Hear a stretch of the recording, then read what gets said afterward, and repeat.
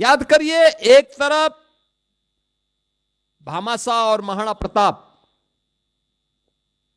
स्वामी विवेकानंद और मैसूर के राजा चाम राजेंद्र वाडियार जी,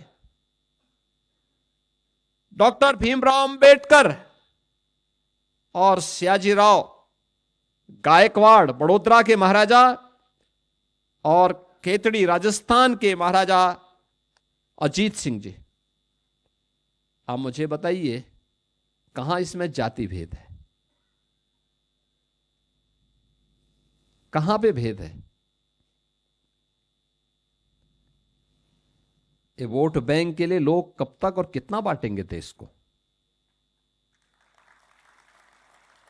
कितना बांटेंगे? ये बांटने वाले लोग वही हैं जिनको जब अवसर मिला था तो उन दुर्दांत माफियाओं के सामने नाक रगड़ रहे थे। आप याद करिए, अंतर यही होता है, ये डबल इंजन की सरकार है। आदरणीय प्रधानमंत्री जी की प्रेरणा से जब सकारात्मक सोच के साथ सरकार कार्य करती है तो हमने यहां के परंपरागत उद्यम को प्रोत्साहित करने के लिए वन डिस्ट्रिक्ट वन प्रोडक्ट की योजना चलाई।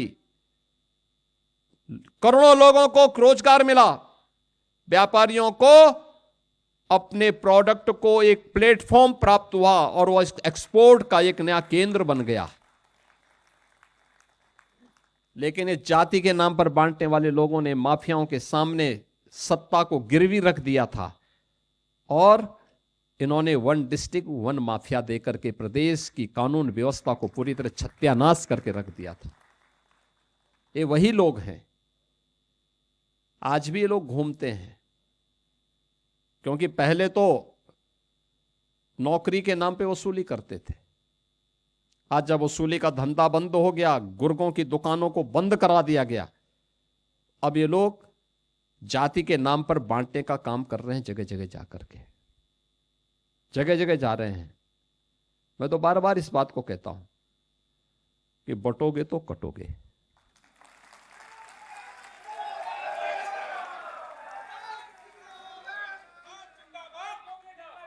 एक रहोगे तो नेक रहोगे। ये लोग वही हैं, इनके मुंह बंद होते हैं। ये लोग किसी व्यापारी, यहां लखनऊ में 2016 में एक व्यापारी की निर्मम हत्या हुई थी। एक निर्मम हत्या हुई थी और उस समय याद करिए, एक तरफ भामाशाह और महाराणा प्रताप, स्वामी विवेकानंद और मैसूर के राजा चाम राजेंद्र वाडियार जी, डॉक्टर भीमराव अंबेडकर और सयाजीराव गायकवाड़ बड़ोदरा के महाराजा और केतड़ी राजस्थान के महाराजा अजीत सिंह जी। आप मुझे बताइए, कहां इसमें जाति भेद है? कहां पे भेद है? ये वोट बैंक के लिए लोग कब तक और कितना बांटेंगे देश को? कितना बांटेंगे? ये बांटने वाले लोग वही हैं जिनको जब अवसर मिला था तो उन दुर्दांत माफियाओं के सामने नाक रगड़ रहे थे। आप याद करिए, अंतर यही होता है, ये डबल इंजन की सरकार है। आदरणीय प्रधानमंत्री जी की प्रेरणा से जब सकारात्मक सोच के साथ सरकार कार्य करती है तो हमने यहां के परंपरागत उद्यम को प्रोत्साहित करने के लिए वन डिस्ट्रिक्ट वन प्रोडक्ट की योजना चलाई। करोड़ों लोगों को रोजगार मिला, व्यापारियों को अपने प्रोडक्ट को एक प्लेटफॉर्म प्राप्त हुआ और वो एक्सपोर्ट का एक नया केंद्र बन गया। लेकिन इस जाति के नाम पर बांटने वाले लोगों ने माफियाओं के सामने सत्ता को गिरवी रख दिया था और इन्होंने वन डिस्ट्रिक्ट वन माफिया देकर के प्रदेश की कानून व्यवस्था को पूरी तरह सत्यानाश करके रख दिया था। ये वही लोग हैं, आज भी ये लोग घूमते हैं, क्योंकि पहले तो नौकरी के नाम पे वसूली करते थे। आज जब वसूली का धंधा बंद हो गया, गुर्गों की दुकानों को बंद करा दिया गया, अब ये लोग जाति के नाम पर बांटने का काम कर रहे हैं। जगह जगह जाकर के जगह जगह जा रहे हैं। मैं तो बार बार इस बात को कहता हूं कि बटोगे तो कटोगे।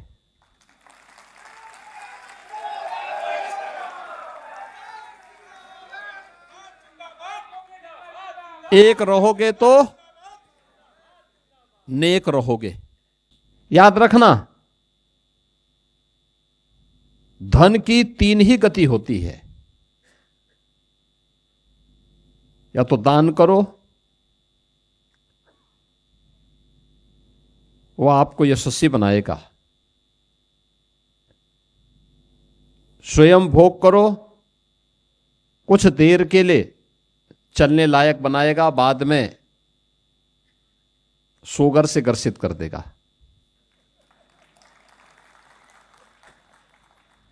और अन्यथा गलत तरीके से जब धन का अर्जन होता है तो वह नाश का कारण भी बनता है, जैसे आपने माफियाओं के नाश को देखा होगा।